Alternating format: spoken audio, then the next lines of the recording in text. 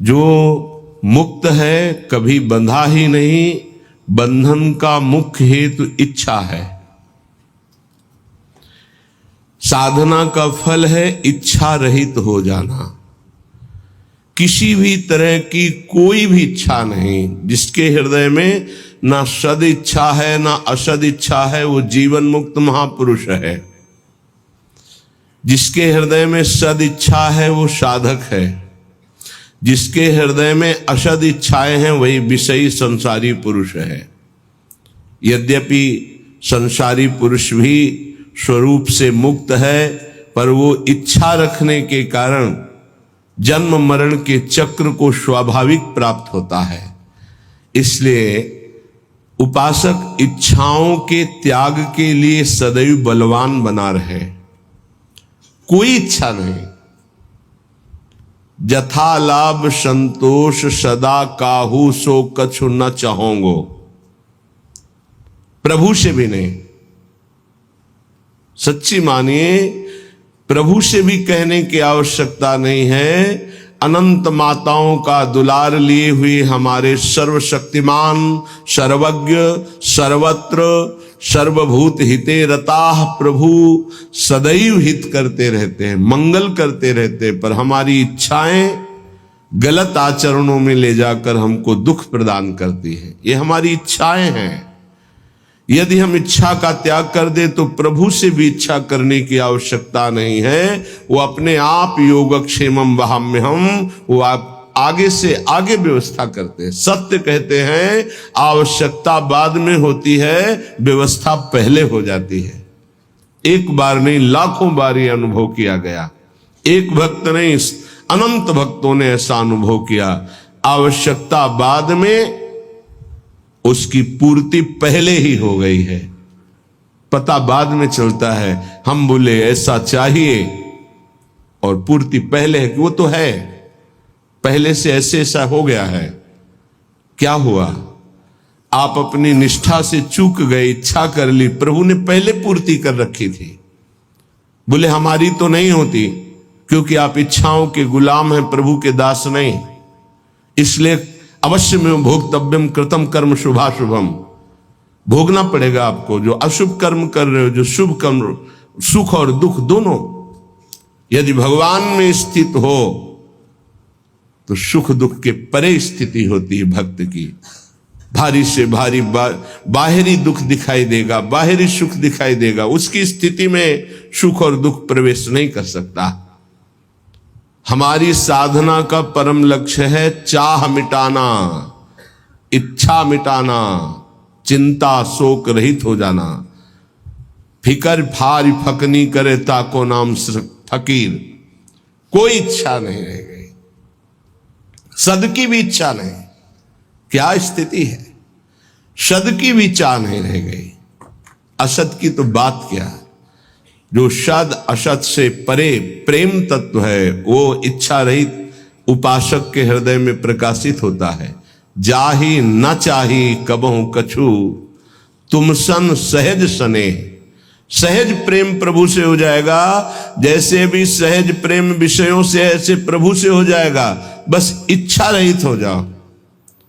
पूज्य श्री सदगुरुदेव भगवान प्रथम, जिन्होंने इस मार्ग में अंगुली पकड़ के चलाना सिखाया। कोटि कोटि बलिहारी है श्री हरि की कि ऐसे सदगुरु मिलते गए जो आगे बढ़ाते गए।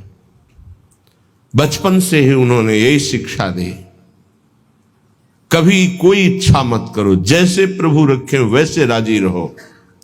और स्वयं में ऐसी दिनचर्या थी। 20 वर्ष से वो फलाहार करते थे। गांव में फलाहार में आलू और गुड़ के सिवा क्या है? गांव के किसान जो पैदा करते उसमें वो सेवा करते। कोई अंगूर, फल, सेब, संतरा, सब। और नियमावली, नारियल का खप्पर ऐसे रखा और आपने पूछ लिया स्वामी जी डालें, खप्पर पलटा के रख दिया, हो गया बच्चा।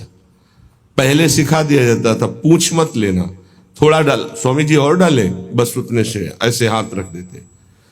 हाँ कहना उनके जीवन में नहीं था, ये दे दो कहना जीवन में नहीं था। भिक्षा करवा दो ऐसा जीवन में नहीं था, इसीलिए फलाहार करते थे। कई कई दिन थोड़ा गुड़ पा लिया, कभी कोई थोड़ा दूध ले आया, एक बार 24 घंटे में, रात दिन माला में रहते थे। जब देखो तब माला में। फलाहार में निद्रा अपने आप खत्म हो जाती है। अच्छा फलाहार करने वाले की बात नहीं कहते कि विविध प्रकार के पदार्थ जो ऐसे रूखा सूखा तो तमोगुण खत्म हो जाता है नींद में। तो हम जब गुरुदेव भगवान को देखते तो बैठे मिलते, 2 बजे रात का संस्कार उन्हीं का डाला हुआ है। ए उठ, देख किसान लोग खेत जोतने जा रहे हैं। जब वो अपनी क्रिया में प्रमाद नहीं करते, भजन में प्रमाद नहीं करते, तो ऐसे अपने आसन के नीचे शयन कराते, उठ बैठ माला ले, चल नाम जप कर। गुरुदेव की कृपा आज तक वही गुरुदेव की कृपा जगाती है और दिनचर्या में लगाए हुए हैं। 2 बजे की दिनचर्या पूज्य सद्गुरुदेव भगवान का बाल अवस्था में डाला हुआ संस्कार, और नाम जप ही सर्वोपरि है, ये डाला हुआ संस्कार।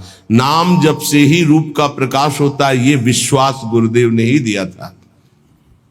श्रीपाद प्रबोधानंद जी कह रहे हैं, यदि आपको इच्छा रहित परम पदवी की प्राप्ति करनी है तो त्यक्त्वा संगम दूरतः स्त्री पिशाच्याः सर्वासानां मूल मुद्धृत्य सम्यक दैवाल्लब्धे नैव निर्वाह देहम श्रीमद वृंदा कानने जोशमासस्व। भाई, यदि तुम्हें प्रियालाल की प्राप्ति करनी है, संसार चक्र से मुक्त होना है, तो मेरी बात मान लो, संगम त्यक्त्वा, किसी का भी संग न करो। भगवत प्रेमी महात्मा ये किसी में नहीं आते हैं, ये तो जब प्रभु द्रवित होते हैं, कृपा करते हैं, तब ये संग मिलता है। जब द्रवहि दीन दयालु राघो तो साधु संगति पाई। या कहें अन्य किसी का संग नहीं, या तो असंग और या भगवत व्रत धारण करने वाले महात्माओं का संग। ये बड़े बड़े महापुरुषों के आदेश हैं। एकस चरण रहस चित्त मनंती से युंजीत तद वृत्ति साधुश्चेत प्रसंगा। या तो असंग और या तो जिनका चित्त परमात्मा में लगा हुआ है, ऐसे साधुओं का संग, अन्यथा नहीं। आगे कह रहे हैं, एक पिशाच है सबके हृदय में, काम पिशाच। यह ऐसा राक्षस है, कभी अघाने वाला नहीं। भगवान ने इसे महापापी कहा है।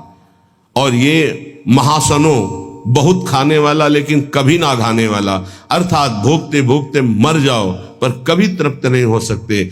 इसलिए ये जो पुरुष शरीर का आकर्षण विपरीत शरीरों के प्रति है, ये राक्षसी भाव है। गृहस्थी में धर्मयुक्त एक पत्नी व्रत या एक पति व्रत लेकर के इस पिशाच पर विजय प्राप्त की जाती है, और विरक्ति में पूर्णतया भगवान के आश्रित होकर, गुरु भगवान के आश्रित होकर इस विकार पर विजय प्राप्त की जाती है।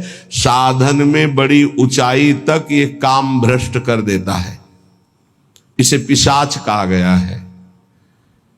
जैसे किसी ने पूछा था कि शास्त्रों में लिखा है नरकस्य नारी, लिखा हुआ है, तो क्या स्त्री नरक है?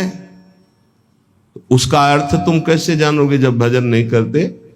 उसमें लिखा हुआ है कि जो तुम्हारी काम भावना स्त्री के प्रति गंदी है ना, तुम्हें नरक ले जाएगी।